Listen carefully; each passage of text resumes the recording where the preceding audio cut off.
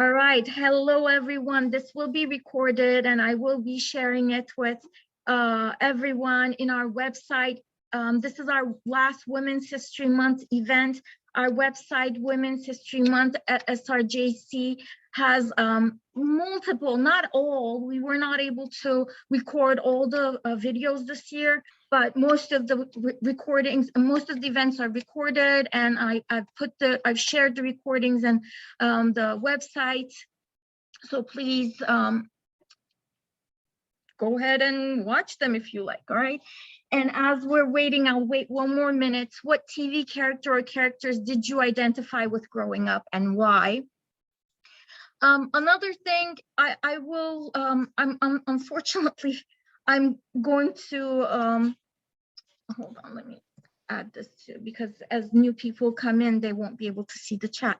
But I have class and my students are here with me, and I have class, my class will continue after this presentation. So when the presentation is over, or when you have to leave, please be more than welcome to leave.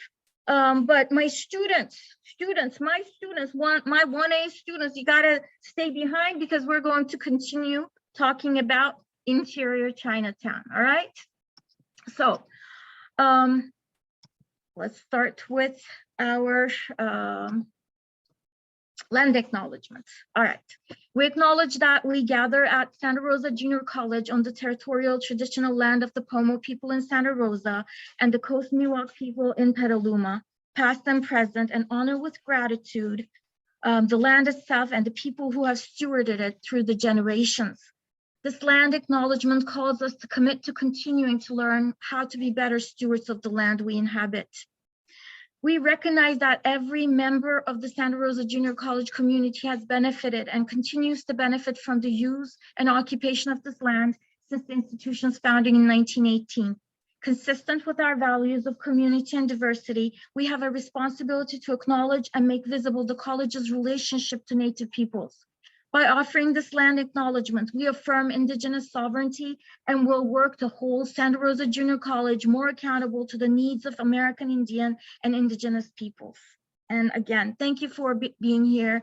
I'm hoping to finish this by 1 o'clock, and I can take your questions at the end. Please feel free to raise your hand or ask your question in the chat. Again, welcome. Thank you for being here. Okay, so let's start. So in 1903, W.E.B. Du Bois in The Souls of Black Folk, he stated, this is his 1903 book, The Souls of Black Folk. He states, quote, "It is a peculiar sensation, this double consciousness, this sense of always looking at oneself through the eyes of others, of measuring one's soul by the tape of a world that looks on in amused contempt and pity.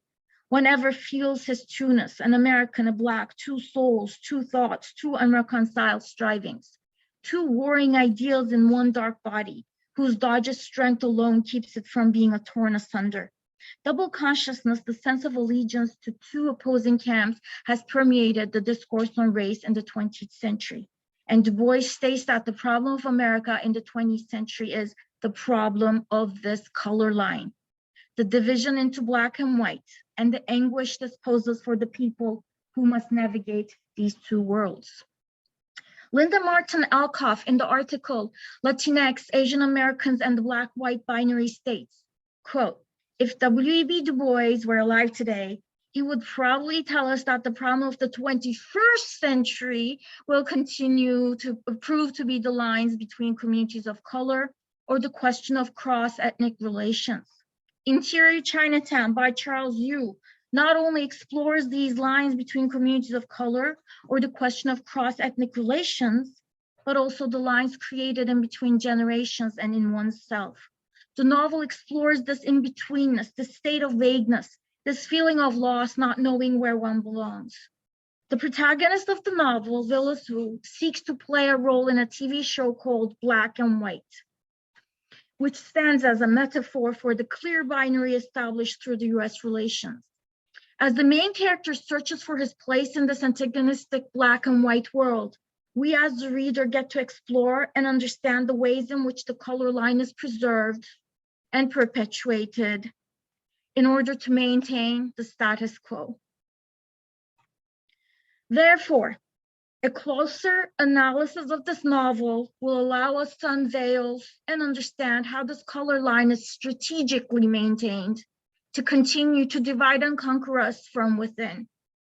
I chose this picture of the Tower of Babel. For those of you who know the story, it's a biblical story from Genesis. This might have been the first successful divide and conquer strategy in history, I guess, since it even became a biblical story, right? So Charles Yu's novel, Interior Chinatown, introduces us to the main character, Willis Wu, who is a Taiwanese American trying to make it big in Hollywood. He dreams of becoming the Kung Fu guy, a role that seems to be the peak of success for him. However, he's only playing bit parts in a crime scene investigation TV show called The Black and White. Wu makes a comment about this TV show, quote, he says there's a pattern, a form, a certain shape to it all, a strangely optimistic idea, a deeply ingrained hope that they, Black and White, the two detectives, will be able to face that danger, get a handle on it. Downtown may be gritty and dark and full of evil, but on some level, an unspoken belief, a faith that we live in a manageable world with its own episodic rules and conventions. The TV show seems to make the main character feel that this Black and White world is manageable, almost safe. He adds that, quote, two investigators properly paired can solve any mystery. This is from page 39, unquote. However, Wu also adds that when Asians are placed in this show called Black and White, they obscure the reality of the show. He states, quote, there's just something about Asians that make reality a little too real, overcomplicates the clarity, the duality, the clean elegance of Black and White, the proven template, and so the decision is made not in some overarching conspiracy to exclude Asians, but because it's just easier to keep it how we have it. Willis Wu wishes to be included in this Black and White show. He wishes to be the one who actually breaks through, page 39. However, at the end of the novel, when he realizes he doesn't want to be a part of these imposed roles, these stereotypes, he runs off, but is put on trial. During the trials, Turner, the Black detective, Black and White, Black detective declares, quote, they use you guys against us, against yourselves. This is one of the strategies to maintain the color line, imposed upon the masses, categorized, stereotypical media representations. However, I realized I wasn't really understanding the significance of the Black and White TV show that seemed to be, quote, the proven template that made us see the world as more manageable and almost, quote, almost safe. So I had to start from the beginning. Like I had to understand what is this Black and White? So my first go-to place is the dictionary. I love Merriam-Webster. This is the definition that came up. Black and white is an adjective. A, sharply divided into good and evil. So black and white sharply divided into good and evil. So the media has purposefully established the idea that good is often associated with lighter colors and evil is associated with darker colors. This is our media stereotypes. These are stereotypes created through media. I guess we all know how that feeds into colorism and racism we still have today. B, evaluating or viewing things as either all good or all bad, black and white morality. And a 2017 research published in the Scientific American states, quote, regardless of race, dark skin was associated with evil in the minds of people who saw a link between darkness and badness. So this was a research. C, sharply defined, clear cut. This is how Willis Wu described the TV show, sharply defined, and it is manageable, almost safe, right? In quotes, page 39. However, when we think of argument, English 5, however, in argument, black and white thinking is defined as a fallacy, as defined by Jonathan Maloney and Intelligent Speculation, quote, black or white thinking is an informal fallacy where two options or an either-or situation is presented when more possibilities exist. This fallacy is ostensibly seems logical, but on closer evaluation, it becomes clear that is actually sophistry, deceptive argument, as there exists more than the two possibilities that were presented. This type of thinking obfuscates, it blurs the nuances that accompany most situations in life. That is, in general, life is quite complex, and to reduce it to two options, two extreme options often, is just lazy thinking. Black or white thinking, which is sometimes referred to as all or nothing thinking, is originally called splitting. Splitting is a defense mechanism.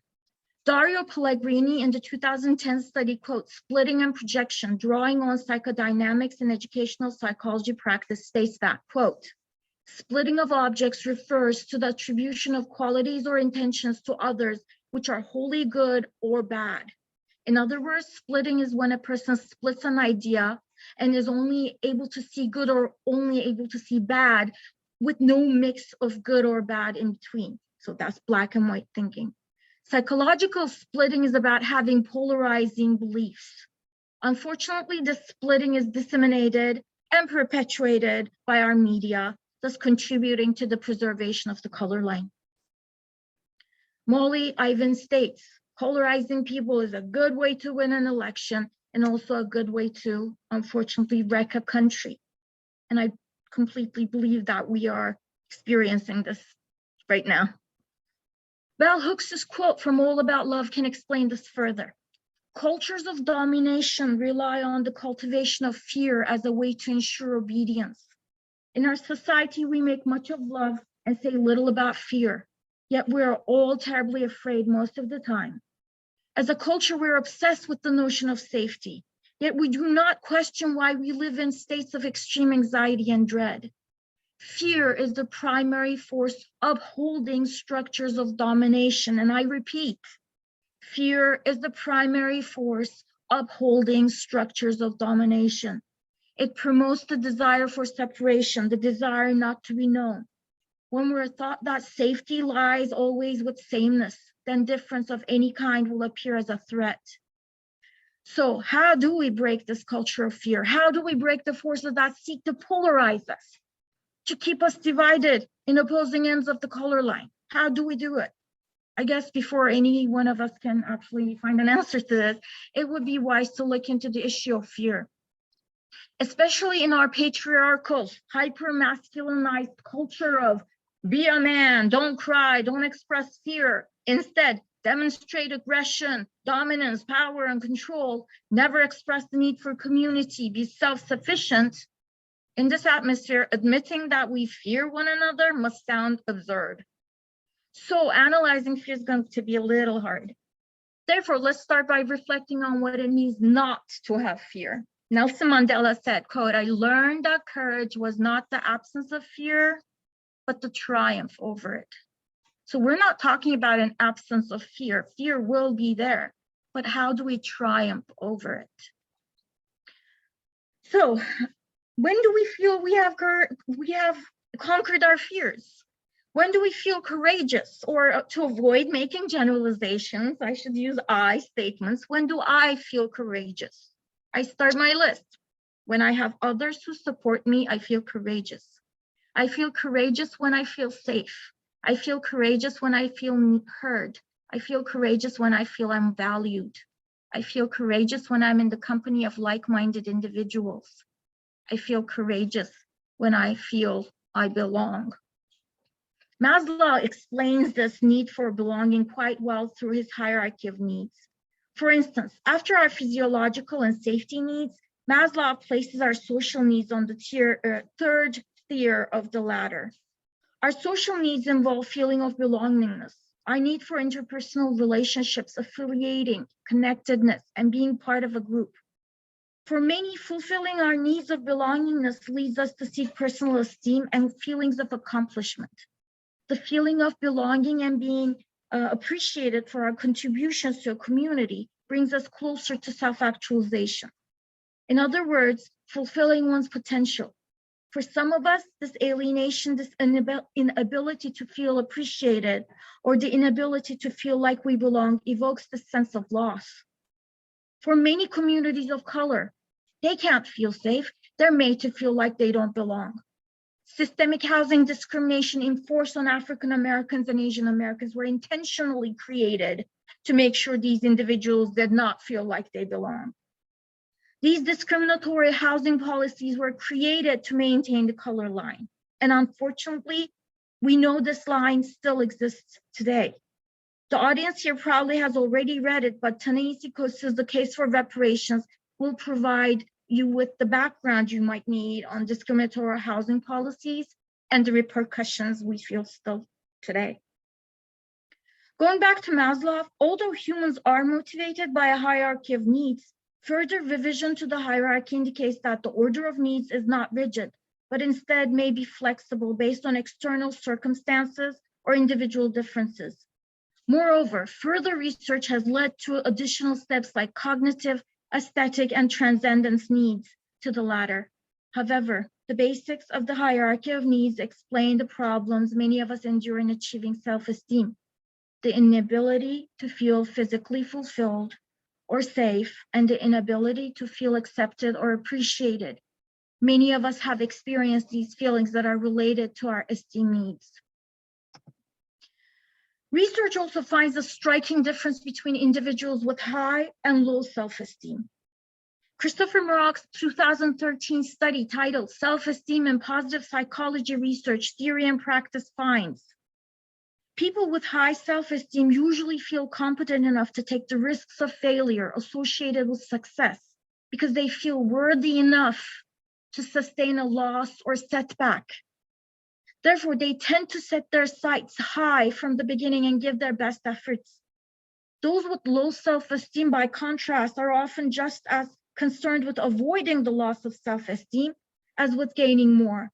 As a result, they tend to use what is called self-handicapping and other self-protective strategies, even as they go about trying to be successful.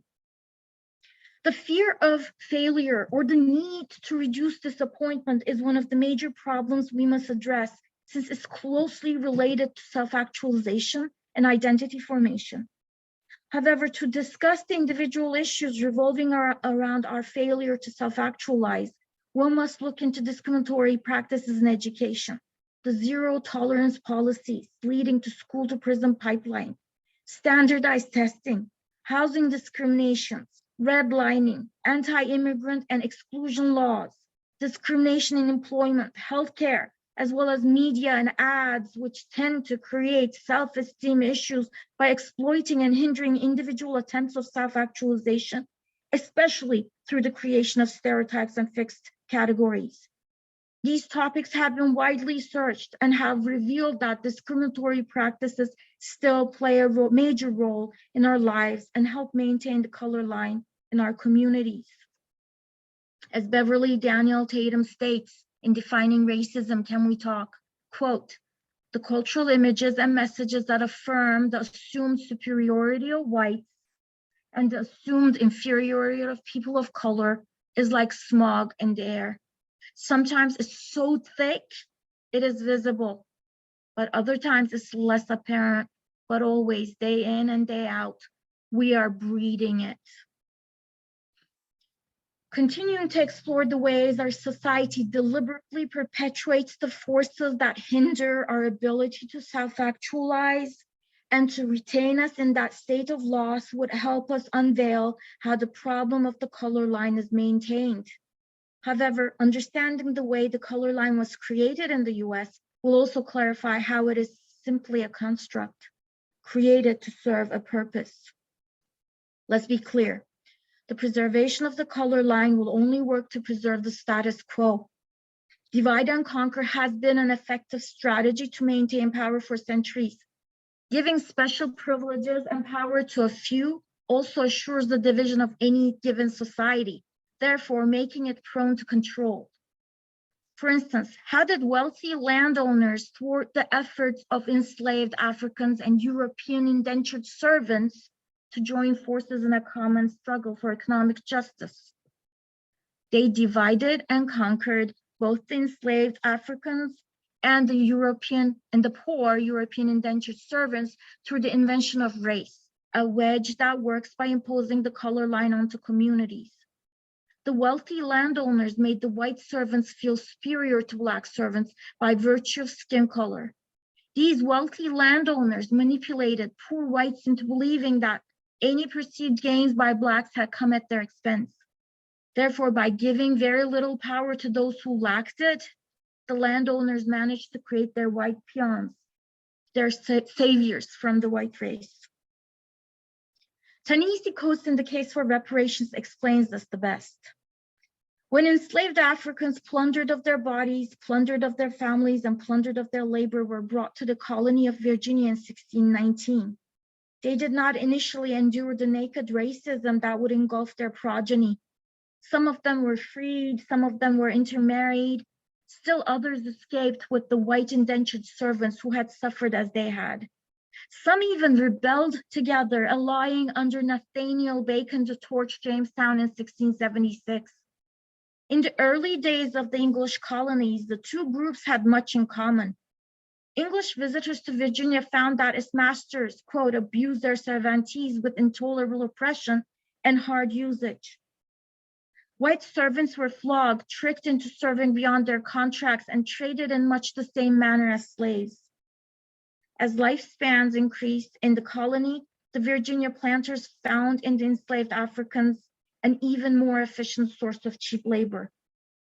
Whereas indentured servants were still legal subjects of the English crown and thus entitled to certain protections, African slaves entered the colonies as aliens. Exempted from the protections of the crown, they became early America's indispensable working class, fit for maximum exploitation, capable of only minimal resistance. For the next 250 years, American law worked to reduce Black people to a class of untouchables and raise all white men to a level of citizens. Coates adds that in 1650, Virginia forced all but Blacks to carry guns. In 1664, Maryland declared all English women who would marry a slave to be slaves themselves. In 1705, Virginia placed a law banning the whipping of a Christian white servant naked without an order from a justice of the peace. This law also ordered that all property owned by Blacks would be seized and sold off to support the poor community members, in this case, the poor whites.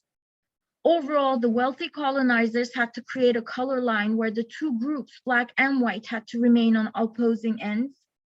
The wealthy colonizers had to make sure to keep both races away from each other to prevent another Bacon's Rebellion from happening, where Black and poor white people would join forces. In order to maintain the status quo, the wealthy colonizers knew that they had to give brief, temporary privileges, a tiny bit of power to those in the middle. It has been more than 100 years since famous British historian and moralist Lord Acton claimed that, quote, power tends to corrupt and absolute power corrupts absolutely. However, a 2020 study published in the International Journal of Psychology titled, Does Power Corrupt? The Moderating Effect of Status has revealed, quote, that power engendered corruption only when the status was low. A corruption satisfies the need of powerful individuals to rapidly compensate for low self-worth. Ironically, the need for self-esteem and acceptance is further hindered through climbing the ladder of social hierarchy. This is because with more power and possessions, individuals have more to lose, thus are less willing to give up the little power that they have. In All About Love, Bell Hooks explains this power play quite clearly. Patriarchy, like any system of domination, for example, racism, relies on socializing everyone to believe that in all human relations, there's an inferior and a superior party. One person is strong, the other weak, and that's it. Therefore, it's very natural for powerful to rule over the powerless. That's what patriarchy makes us think. To those who support patriarchal thinking, maintaining power and control, therefore, is acceptable by whatever means, right? This is Bell Hooks really clearly explains this. It's patriarchal thinking. To those who support patriarchal thinking, maintaining power and control is acceptable by whatever means. As you can understand, this will to maintain power has nothing to do with courage. It is directly linked to fear. This ultimate divide and conquer strategy has worked best in the black and white duality that centers the problem of the color line in the United States. In his 1992 book, Faces at the Bottom of the Well, The Permanence of Racism, prominent civil rights lawyer and professor Derek Bell states, Black people are the magical faces at the bottom of society's well. Even the poorest whites, those who must live their lives only a few levels above, gain their self-esteem by gazing down on us. Surely they must know that their deliverance depends on letting down their ropes. Only by working together is escape possible. Over time, many reach out, but most simply watch, mesmerized into maintaining their unspoken commitment to keeping us where we are, at whatever cost to them or to us. Juan Perea furthers this idea in the black and white binary paradigm of race, as he defines this paradigm as, quote, the conception that race in America consists either exclusively or primarily of only two constituent racial groups, the black and white. In addition, the paradigm dictates that all other racial identities and groups in the United States are best understood through the black and white paradigm. This is like an imaginary ladder where white is at the top and black is at the bottom. Rather than removing the ladder and making the playing field equal for all and seeking liberation as Paulo Freire would request, every color on the ladder tries to climb up the ladder as high as possible so as to reach white. Mary Frances Berry, former chair of the US Civil Rights Commission, has clarified this binary perfectly. The US is comprised of, quote, three nations, one black, one white, and one in which people strive to be something other than black to avoid the sting of white supremacy, unquote. In other words, the wealthy plantation owners in the South did not just create the color line. They created a society that worked hard to maintain the color line for individual gain. They used religion and fake science to perpetuate the black and white binary by making people think being white or lighter in skin tone was being better. So where does our character belong in this color line? In an interview, Charles Yu states, we've all seen Law and Order. Every few seasons, it seems that they have a special episode set in Chinatown, and you got the two leads and they're cops and they're discussing the case, and they're in the foreground, and way in the back, almost out of focus, is an Asian guy unloading a van. And I wanted to tell the story of that guy, a van guy who doesn't usually get a lot of lines and doesn't usually have a name. But in my book, he does have a name, and his name is Willis Wu. Wu lives in a single room occupancy, which is an SRO building above a Chinese restaurant in Chinatown. Every morning, he goes downstairs to the Chinese restaurant in an alley where the procedural police show Black and White is filmed. Willis starts off as being the generic Asian man number 3, but he dreams of playing Kung Fu guy because that's the ultimate position he can aspire to be in the world of Interior Chinatown. So he grew up to idealize Kung Fu guy as the epitome of success. Wu's inability to find his permanent place in the show reflects his loss, his alienation experienced by many people who live outside of Black and white category. Having failed at securing his role in the TV show, which stands as a metaphor for the color line, the main character Willis Wu states, quote, unofficially we understood there was a ceiling, always had been, always would be, even for him, even for our hero, there were limits to the dream of assimilation, to how far any of you could make your way into the world of Black and white. Act 2 of the novel introduces us to the 2 detectives of the ICU, Impossible Crimes Unit, tasked with cracking the most unsolvable cases. When all others have failed, the ICU is the last hope for justice. When all others have failed, you call Black and white. This is their story. Kind of reminds me of the Big Brother, but okay. Wu sarcastically adds, there's a pattern, a form, a certain shape to it all. The idea that any problem, no matter how messy, blood spattered, from exterior street to interior office, interior crime lab, or Chinese restaurant, any blight or societal ill, any crime of hate or intolerance can be wrapped into the template. And there's just something about Asians, their faces, their skin color, it just automatically takes you out of this reality, forces you to step back and say, whoa, what is this? What kind of a world are we in? And what are these Asians doing in my cop show?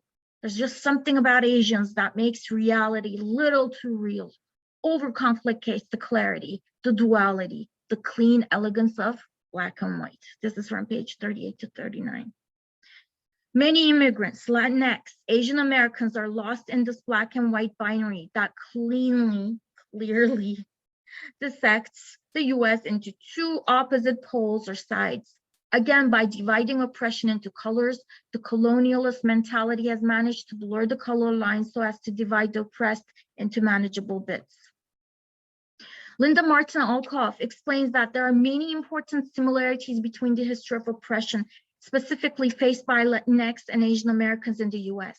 Historically, both groups were often brought to this country as cheap labor and then denied certain political and civil rights, thus making them a more vulnerable and exploitable labor force once on US shores, a practice that continues to this day in sweatshops in many cities on the East and West coasts and on US-Mexican border, and in the erosion of even basic protections or emergency hospital services for, quote, illegals.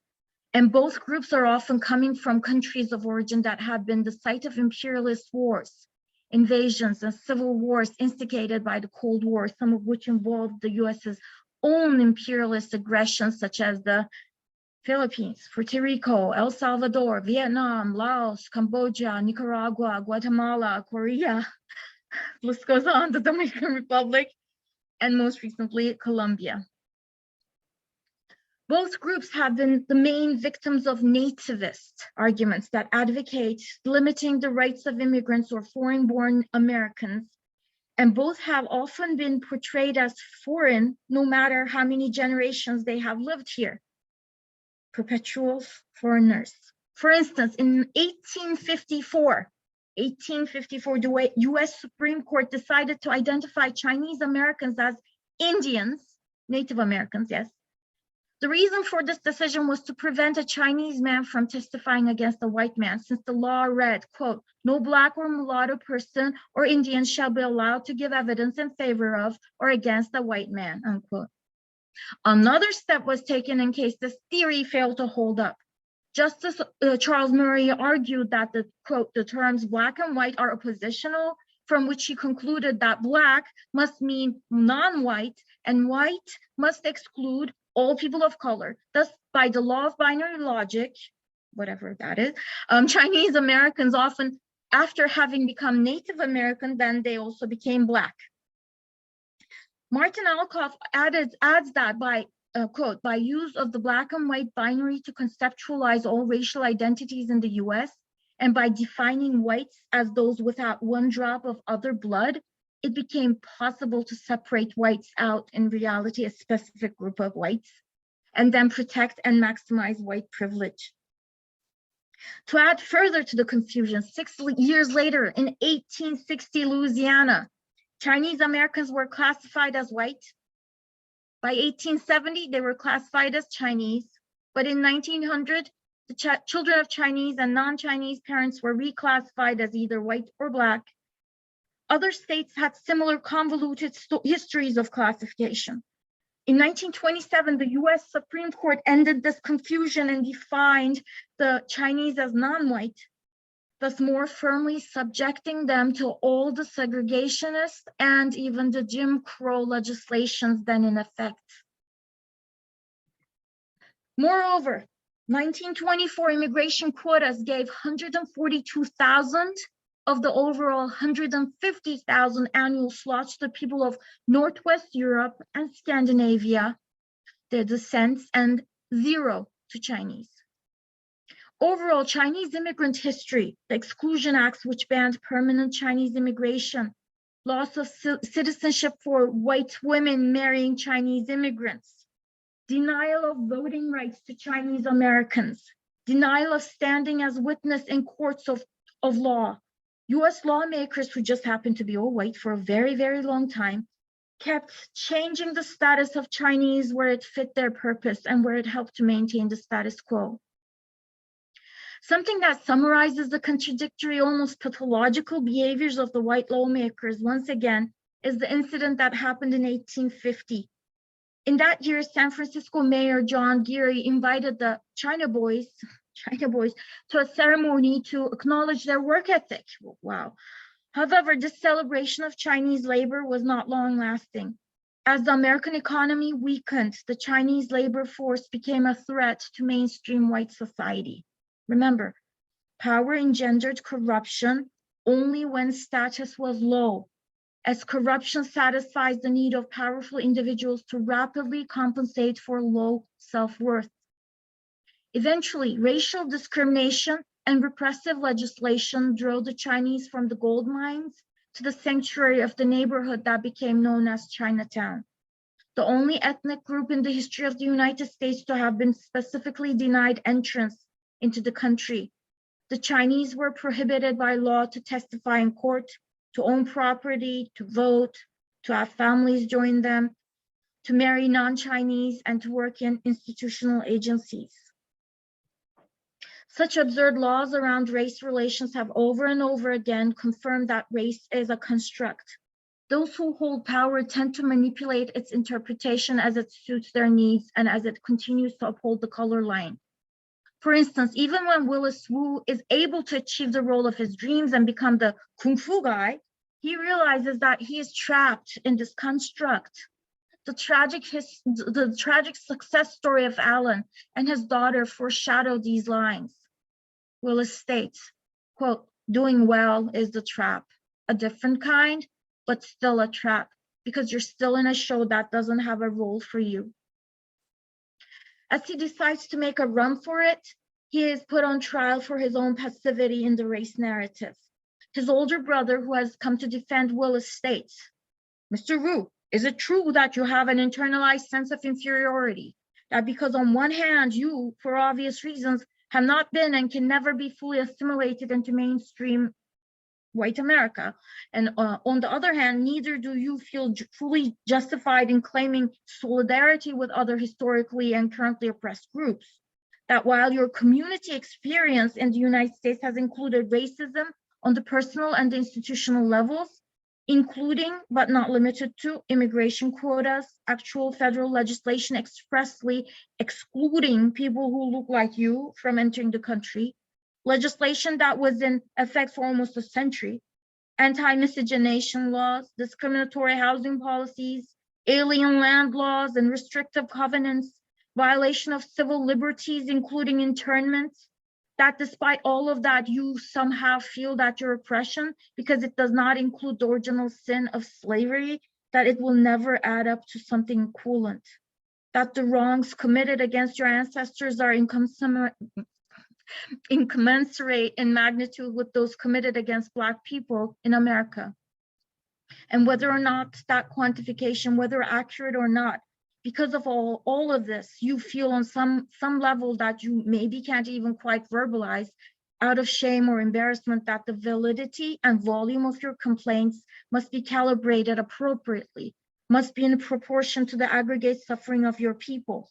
Your oppression is therefore second class.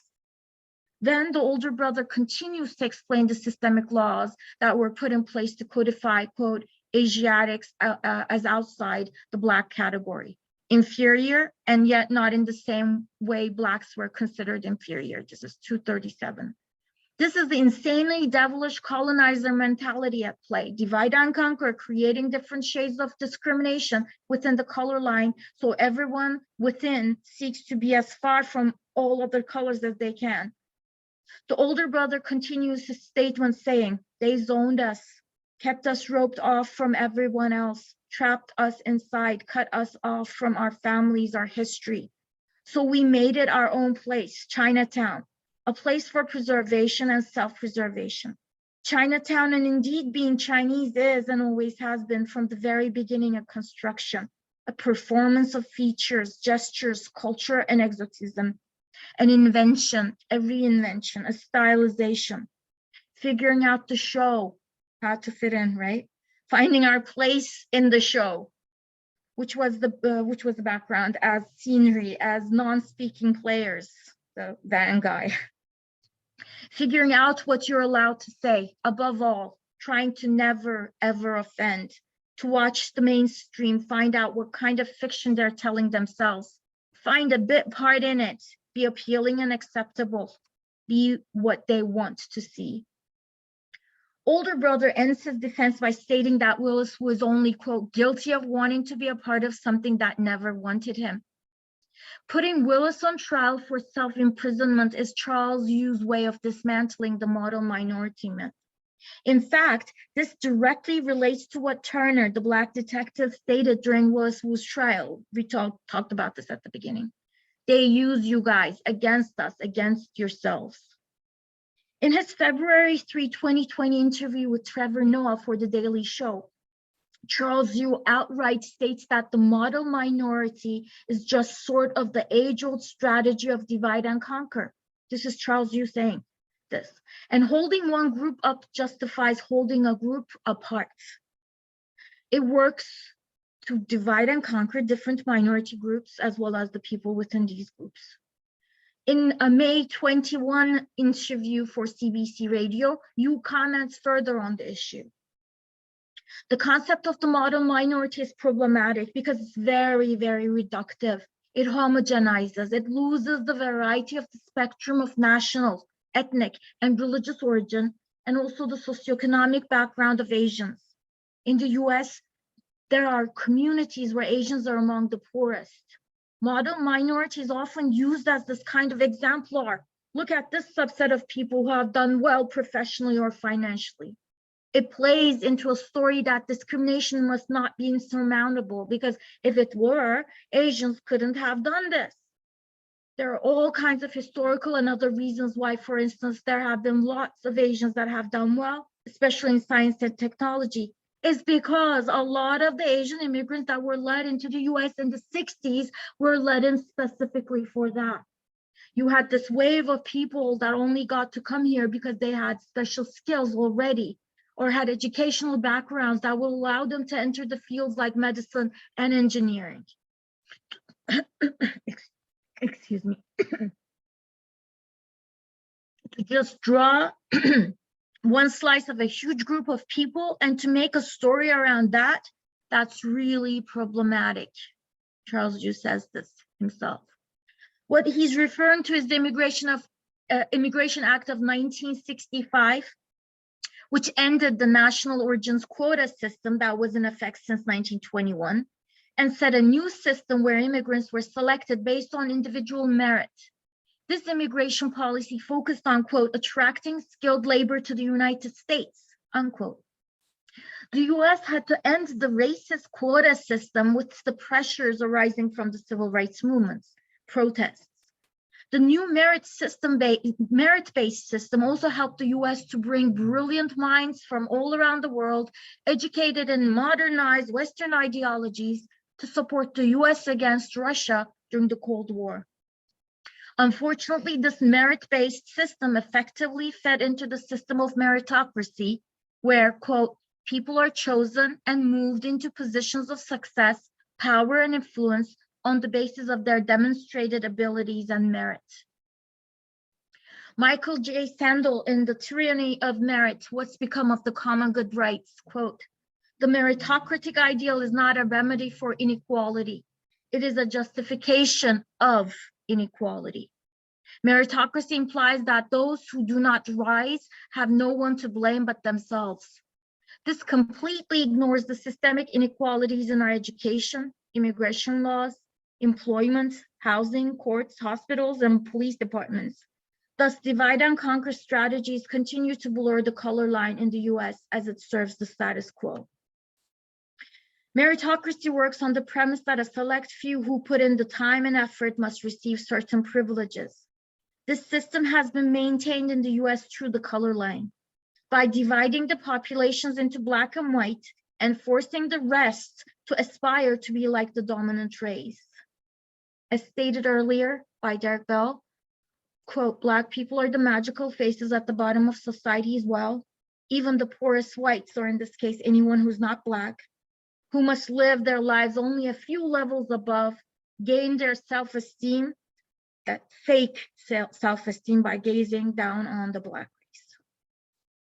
Paulo Freire's concept of duality, which is the psychological conflict experienced by the oppressed, helps in understanding the psychology of those who are stuck in the color line. Freire states that the oppressed hate their oppressors, right? But at the same time, they crave to be like the oppressor. As Freire explains, quote, it's a rare peasant who, once promoted to overseer, does not become more of a tyrant towards his former comrades than the owner himself, unquote. Oppressed people often treat fellow oppressed worse than their oppressors. For this reason, Freire states that, quote, but almost always during the initial stage of the struggle, the oppressed, instead of striving for liberation, tend to themselves to become oppressors or sub-oppressors. They often fall into this trap. This psychology where the oppressed become oppressors themselves works well to maintain the color line. In addition to this, Freire also explains that self-depreciation is an outcome of the duality faced by the oppressed. He states that self-depreciation derives from the internalization of the opinion the oppressors hold of the oppressed. Freire states, so often do the oppressed hear that they're good for nothing, know nothing, and are incapable of learning anything, that they're sick, lazy, and unproductive, that in the end they become convinced of their own unfitness. Freire 63, this is, most of my students are working on this, so please note these pages. Overall, those who feel incapable of learning, those who feel the duality of oppression often internalize the thoughts of their oppressors and believe that they're unworthy and not good enough. Freire goes even further and claims that the oppressed, quote, the oppressed are emotionally dependent, unquote, page 65. He adds that this emotional dependence can lead the oppressed to what Eric Fromm calls necrophilic behavior, the destruction of life, their own or that of their oppressed fellows. This very well explains a lot of the violence in inner cities. Freire adds, quote, the oppressed suffer from the duality which has established itself in their innermost being. They discover that without freedom, they cannot exist authentically, yet although they desire authentic existence, they fear it. They're at one and the same time themselves and the oppressor whose consciousness they have internalized. The conflict lies in the choice between being wholly themselves or being divided, between ejecting the oppressor within or not ejecting them, between human solidarity or alienation, between following prescriptions or having choices, between being spectators or actors, between acting or having the illusion of acting through the action of the oppressors, between speaking out or being silent, castrated in their power to create and recreate, in their power to transform the world. This is the tragic dilemma of the oppressed, which their education must take into account. And he indicates that this education consists of critical reflection, critical inquiry, and action, which he refers to as praxis. I feel like Freire's concept of duality is explained best by the older brother in Interior Chinatown. As a lawyer, he refers to the generic bitch roles Willis Wu chased day after day to make it big in Hollywood. Older brother says that, quote, my client was a part of this system, both victim and suspect. He killed countless Asian men, killed them, and then 6 weeks later became them again, as if nothing had happened, as if he had no memory or remorse. So he's not killing, obviously, people, killing the roles. Characters. He allowed it to happen, allowed himself to become generic so that no one could even tell what was happening. He is guilty, Your Honor, and ladies and gentlemen of the jury. He's guilty of wanting to be a part of something that never wanted him. Willis Wu also admits to his self-surrender to his own oppression, saying, quote, I am guilty too, guilty of playing this role, letting it define me, internalizing the role so completely that I've lost track of where reality starts and the performance begins, and letting that define how I see other people. I'm as guilty of it as anyone. During his trial, the older brother defends Willis with these words, quote, perpetual foreigners, cut off from our families, our history, so we made it our own place, Chinatown, a place for preservation and self-preservation. Give them what they feel what's right, is safe. Make it fit the idea of what is out there. Chinatown, and indeed being Chinese, is and always has been, from the very beginning, a construction, a performance of features, gestures, culture, and exotism, invention, reinvention of stylization. The interior Chinatown Willis Wu is living in is this construction, this stylized performance. He grew up aspiring to be a construction, the kung fu guy. According to Du Bois, perceiving oneself through the eyes of others creates this double consciousness, right? We talked about two souls, two thoughts, two unreconciled strivings, two warring ideals. This double identity is soul-crushing. However, it can also be the root of strength, keeping the soul from, quote, being torn asunder. This double consciousness allows them to see through the midst of white supremacy, neoliberalism, neocolonialism, and patriarchy. Du Bois urges those under the veil to, quote, to merge his double self into a better and truer self, unquote. Therefore, revising our understanding of this double consciousness and seeing it as a means of strength and courage can also help us to overcome the color line that seeks to divide and conquer society. Overcoming this color line would be a way to embrace our vulnerability. It would be an act of courage on our part, unlearning the fear we feel for one another, unlearning the dictates of the color line. Henry Louis Gates Jr. addresses Du Bois's conception when he observes that, quote, cultural multiplicity is no longer seen as the problem, but as a solution to the confines of identity itself. Double consciousness, once a disorder, is now the cure. It would also be a way for us to embrace the weirdo within, as Willis Wu describes his baby girl. The truth is, he says, she's a weirdo, just like you are a glorious, perfectly weird weirdo. Like old kids before they forget how to be exactly how weird they really are, onto whatever they're into pure, before knowing, before they learn from others how to act, before they learn they're Asian or Black or brown or white, before they learn that all the things they are and about all the other things that they will never be. In other words, before they become what the system asks of them. I want to leave you with these words, not to conclude, but to begin our journey across the color line.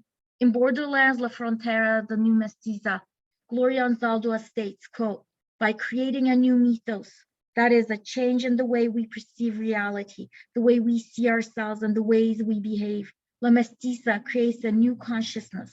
The work of mestiza consciousness is to break down the subject-object duality that keeps her prisoner, and to show in the flesh and through the images in her work how duality is transcended. The answer to the problem between the white race and the minoritized, between males and females, lies in healing the split that originates in the very foundation of our lives, our culture, our languages, our thoughts. A massive uprooting of dualistic thinking in the individual and collective consciousness is the beginning of a long struggle, but one that could, in our best hopes, bring us to the end of rape, violence, and war, and an end to all binaries. Thank you. I hope you're all there. Well, let me actually, okay, you all have access to your videos if you like. Please, if you have any questions, feel free to ask in the chat. Thank you, Debbie. Thank you so much. Oh my gosh, there's multiple things in the chat. Oh, thank you for your time. Thank you, Lorraine. Thank you so much. Any questions, anything? I can thank you, Rita. Thank you. I'm reading the note that you've given me. Okay, I'm just going to, you can unmute yourselves if you like. Please feel free to unmute yourselves. Thank you, Lariva. Thank you. It was long. I mean, this is such a huge book. I didn't even clapping. Thank you, Katrin. I didn't even know where to begin trying to explain this book. And by the way, I just want to show you like the prison. It's like, it looks like a prison wall, right? So Interior Chinatown, so deep. And I don't know, it's a really good book. Think about it. If you don't have any questions, I'm going to continue my class with my students. But anything that you would like to add, please feel free. Thank you for being here. I really, really appreciate it. Thank you for doing this. It was great. Great to hear you. Thank you. Thank you so much, Larry. Yeah, it's cool to hear a presentation about kind of some of the concepts that he covers, because it's one thing to read the book, but then it's another thing to have, you know, the whole black and white color line thing explained. It was really good and beautiful. Thank you. Thank you, Zara. Thank you, Deb. Thank you, Ro. Thank you for all coming. Thank you so much. My students, don't leave anywhere. You guys need to stay. We're gonna continue with the class. Thank you, Vita. Thank you so much. I really I'm grateful that you were able to come. Thank you all. Can we keep the recording going? Oh yeah. I should stop it and then start Start recording for my students. Yeah. Okay. Bye-bye. Bye. Thank you so much.